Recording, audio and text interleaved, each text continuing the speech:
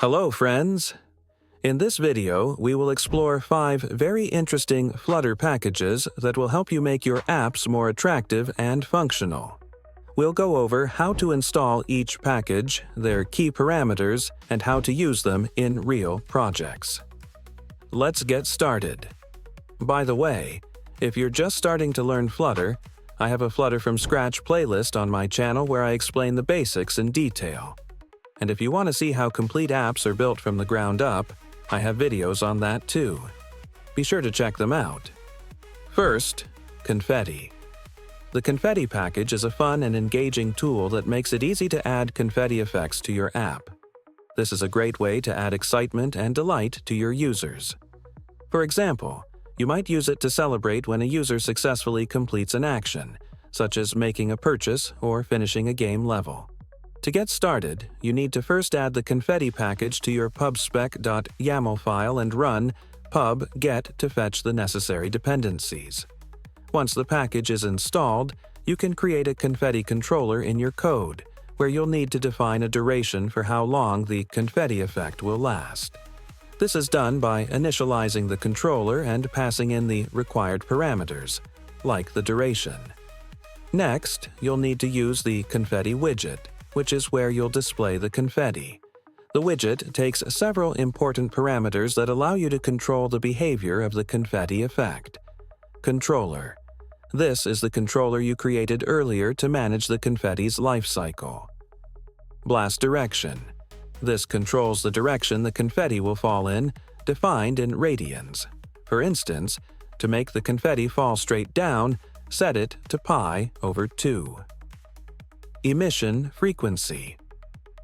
This parameter defines how frequently the confetti bursts will occur. It's a value between 0 and 1, with 1 being the most frequent. Number of particles. This determines how many confetti particles will be in each burst. Max blast force and min blast force. These parameters control the maximum and minimum strength of the blast when the confetti bursts, giving you more control over the intensity of the effect.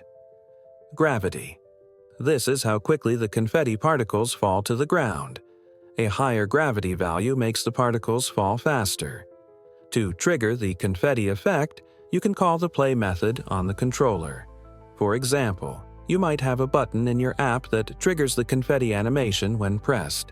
When you run the code, you'll see the confetti effect in action, adding a joyful and fun element to your app. This is a great way to provide positive reinforcement to your users. Second, Pinput. The Pinput package is specifically designed for creating customizable, smooth, and user-friendly pin code input fields. It's perfect for use cases like entering a one-time password. To start, you need to add the Pinput package to your pubspec.yaml file and run pub-get to install it. After installation, you can declare the Pinput widget and begin customizing it according to your app's design requirements. For instance, you can adjust the length of the pin field to match the required number of digits. One of the most powerful features of Pinput is its customizability. You can pass the default pin theme parameter to the widget to modify its appearance, and it supports a wide range of styling options like width, height, padding, text style, and even box decoration for rounded corners or borders.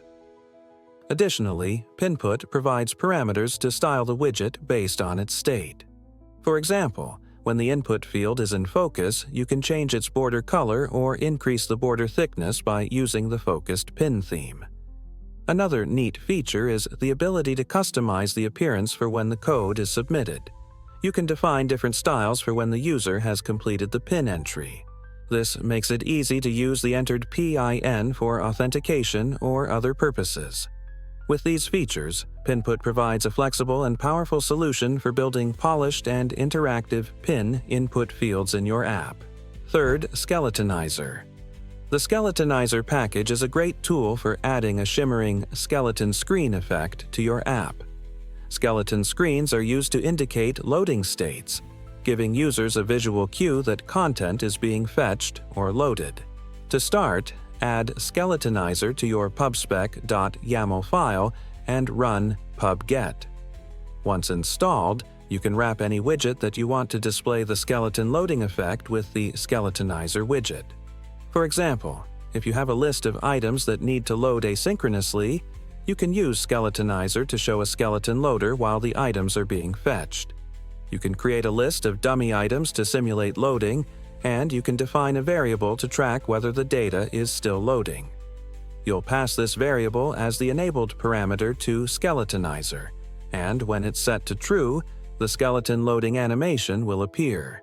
For simulating data loading, you can create a button that, when pressed, toggles the eyes loading variable and shows the skeleton animation for a few seconds. This is especially useful when you're building apps that require async data fetching from an API. Skeleton screens are often preferred by users because they give a more dynamic and engaging loading experience compared to traditional loading spinners. Fourth, Animated Text Kit. The Animated Text Kit package provides a collection of animated text widgets that can bring life to various text elements in your app, such as headings, hints, and more. You can use it to create stunning text animations that capture the user's attention. To get started, add Animated Text Kit to your pubspec YAML file and run pub-get. Once the package is installed, you can use the Animated Text Kit widget to display animated text in your app. You pass a list of animated text elements to the widget, and it will cycle through them based on the animation type you choose. There are several animation types available, including the popular Typer Animated Text for a typewriter effect, which simulates the text being typed one letter at a time. You can also pass multiple text elements to the widget, and it will alternate between them automatically. This is useful for displaying multiple headlines or updating messages dynamically. To apply a consistent style to all the text elements, you can wrap the widget in a default text style and set the desired style. You can also use the Repeat Forever parameter to make the animation loop infinitely, which is great for attention-grabbing text elements. When you run the code, you'll see the text animate smoothly on the screen, adding a fun and dynamic effect to your app's interface. Fifth, Lottie. The Lottie package allows you to integrate high-quality, smooth animations into your app with minimal resource usage. These animations can be exported from Adobe After Effects using the Body Movin' plugin and saved as JSON files. To get started with Lottie, add the package to your pubspec.yaml file and run pub-get. To display an animation, you can use the constructors from the Lottie class. There are two main ways to load an animation. Network. This allows you to load an animation from the internet by providing a URL to the JSON file. Asset. This loads a local animation file from your app's assets. To do this, place the JSON file in the Assets folder and declare it in the pubspec YAML file. Then, you can use it in the code by referencing the file. Lottie animations are perfect for adding beautiful and engaging animations to your app, without the performance cost of traditional animation methods. Whether it's a loading animation or a fun interaction, Lottie makes it easy to add sophisticated animations with minimal effort. If you enjoyed this package review, like this video and subscribe to the channel. Also, check out the Flutter from Scratch playlist if you want to level up your skills. Which package did you like the most? Let me know in the comments.